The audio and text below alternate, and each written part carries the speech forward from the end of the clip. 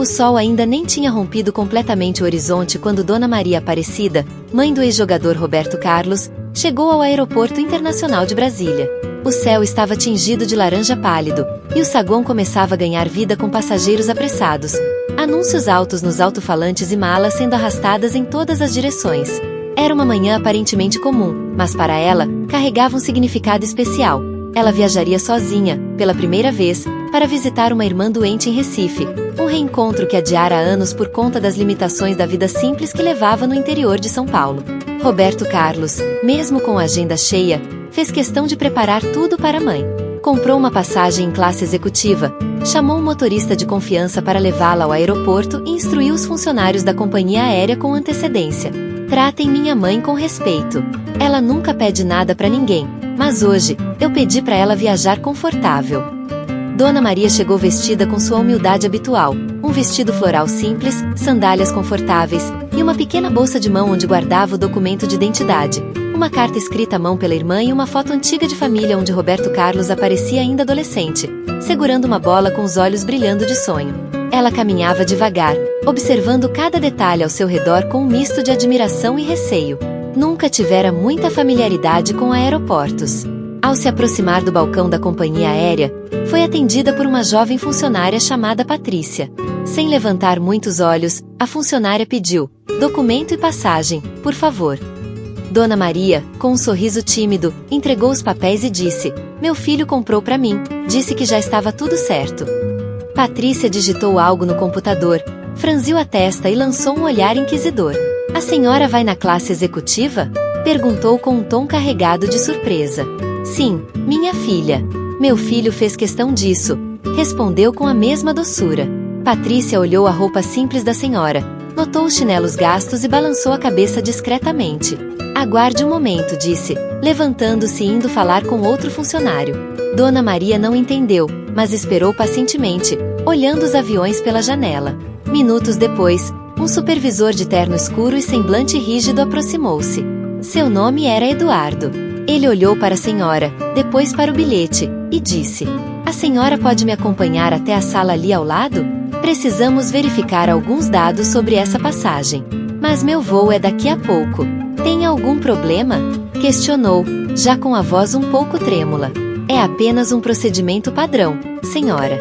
Acompanhada por um segurança, Dona Maria foi levada a uma pequena sala de vidro, onde sentou-se sozinha. O tempo passou devagar. 15 minutos. 20. Meia hora. Ninguém falava com ela.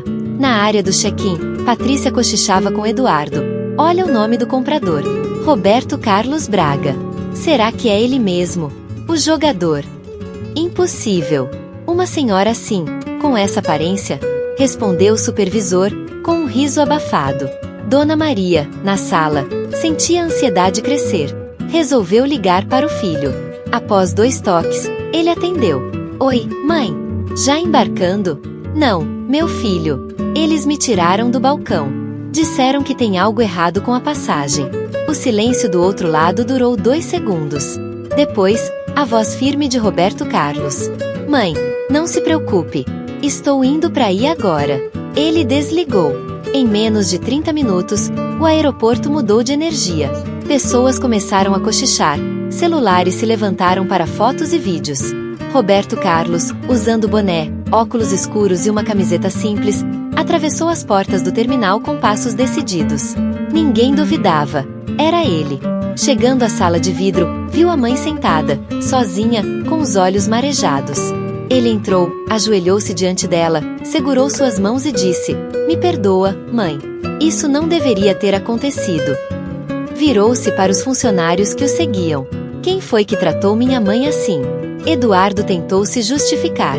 Senhor, houve uma inconsistência no sistema. Estamos apenas seguindo o protocolo. Protocolo? A senhora está com os documentos. A passagem paga. A única coisa que vocês viram foi a roupa dela. Porque se fosse uma senhora branca, de salto alto, ninguém duvidaria que estava na executiva, né? Patrícia aproximou-se, visivelmente abalada. Eu não quis desrespeitar. Roberto Carlos não elevou a voz. Apenas disse: às vezes, o preconceito vem vestido de procedimento. Mas dói igual. Ele pediu que mantivessem todos ali. Ligou para a direção da companhia aérea. Exigiu respeito. Exigiu treinamento para os funcionários.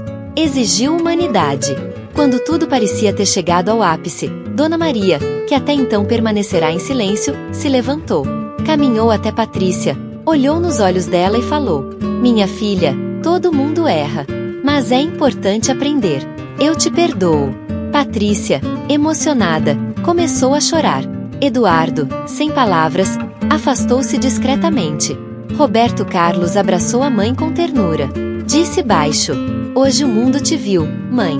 Mas eu sempre te enxerguei." Eles seguiram juntos até o portão de embarque. Os passageiros ao redor aplaudiram discretamente. Não era o craque que aplaudiam. Era o filho. Era o homem. Era o gesto. Dona Maria embarcou. E Roberto Carlos ficou ali, observando o avião partir, com o coração cheio. Porque naquele dia, ele não fez um gol, mas fez história. O sol já começava a aquecer o asfalto em frente ao aeroporto de Congonhas quando Roberto Carlos atravessou as portas automáticas, vestindo bermuda jeans, uma camisa polo azul marinho e sandálias.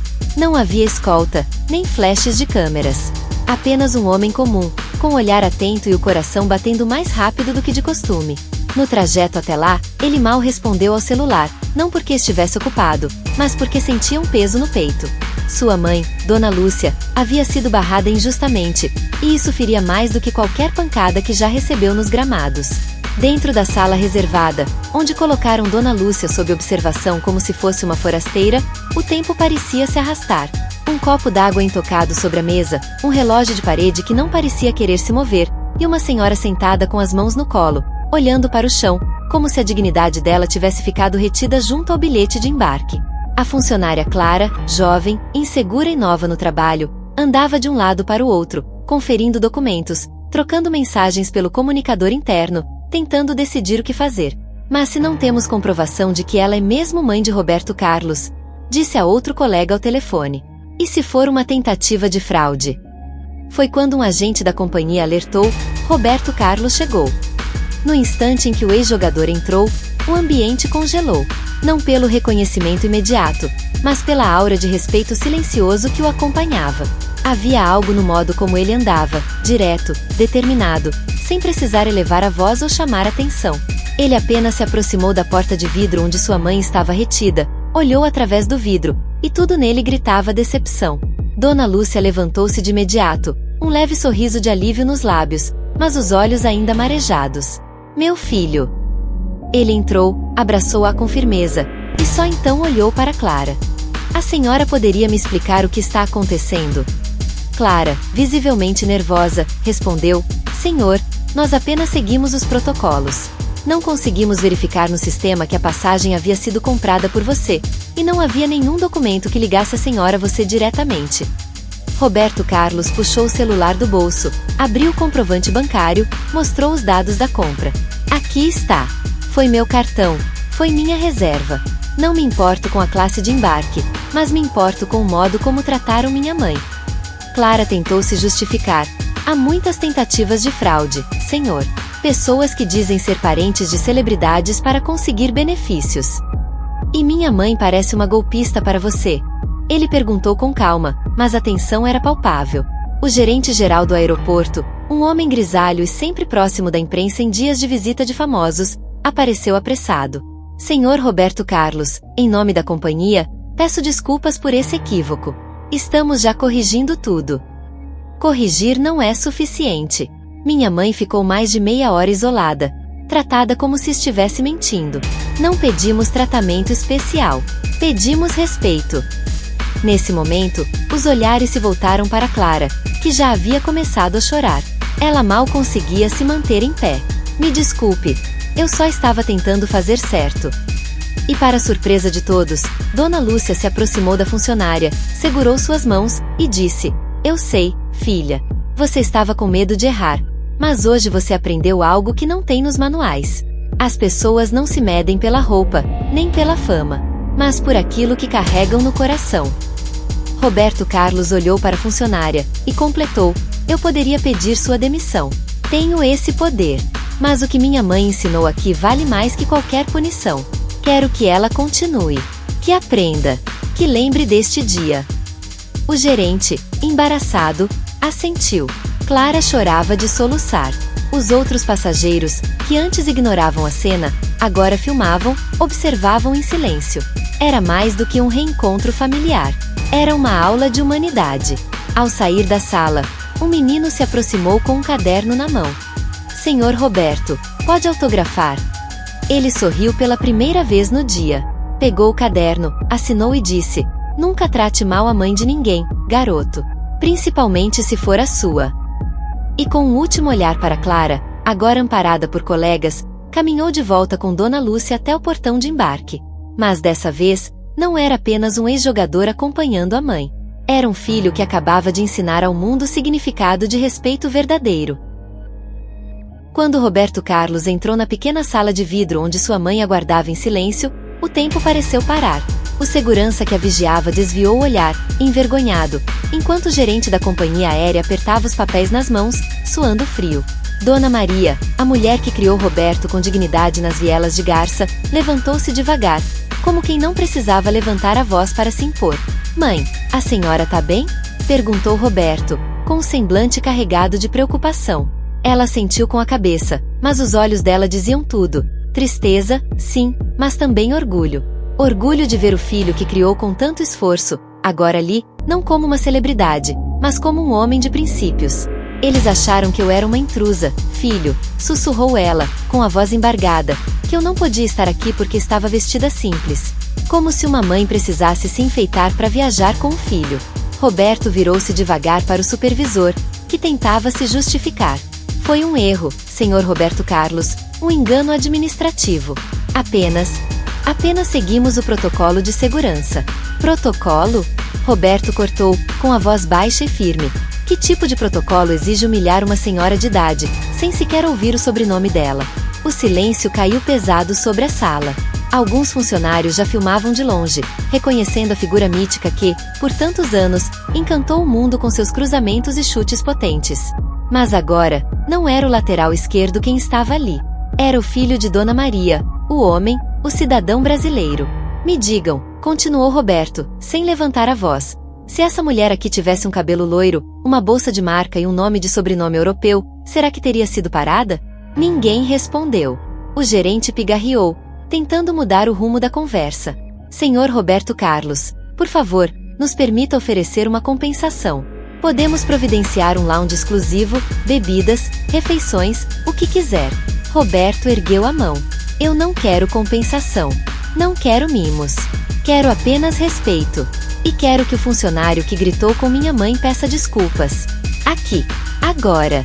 O jovem atendente, que antes havia mandado Dona Maria procurar a sala de espera dos acompanhantes, aproximou-se cabisbaixo. Ele tremia. Seus olhos estavam marejados. A voz quase não saiu. Me desculpe, senhora.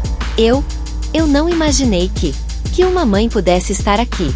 Ela interrompeu com doçura. Que uma senhora simples pudesse ser mãe de alguém importante. Pois saiba, filho, que antes de ser mãe de um famoso, eu sou mãe de um homem justo. E ele está aqui não por dinheiro, mas por caráter. A sala ficou em silêncio. O que aconteceu em seguida não foi planejado. Roberto Carlos virou-se para o gerente. Não demita esse rapaz. O erro dele foi grave, sim. Mas mais grave ainda é a cultura que ensina a desconfiar do pobre, a julgar pela aparência, a tratar com arrogância quem parece não ter status. Vai continuar no cargo, completou ele, mas espero que nunca mais trate ninguém como tratou minha mãe. Porque da próxima vez, pode não ser alguém conhecido que venha cobrar. Pode ser apenas a consciência. E essa não tem como fugir. Dona Maria assentiu, e com um gesto gentil, tocou no ombro do atendente, como uma bênção silenciosa.